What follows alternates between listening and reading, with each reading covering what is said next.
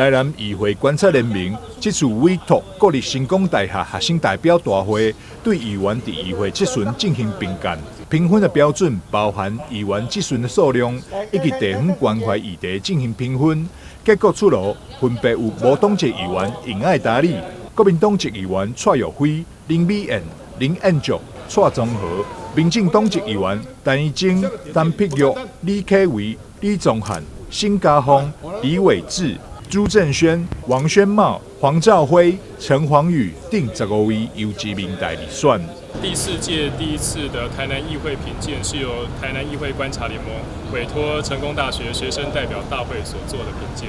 那我们的依据有所分为质化跟量化。那在质性问卷上面的话，还有就议员的一些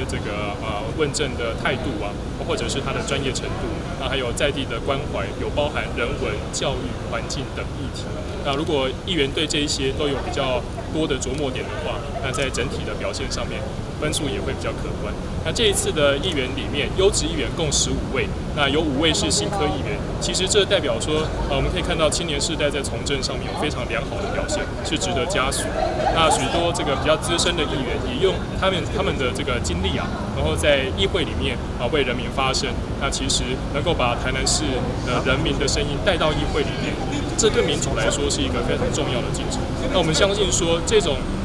由公民团体去做的评鉴，那这个评鉴作为这个议员的民意的基础的话，也对于日后这个民众在做投票的时候，参考上面有一个非常好的依据。第4届第一次定期会议员评鉴召集人刘炳瑞表示，议员是民代表，议员的表现应当回归公民团体做客观的评价。台南议会观察联盟长期以来秉持着中道、理性、客观的角度评鉴议员，如此也让市民会当参考这位议员对立艺术的用心程度。记者张世维采访报道。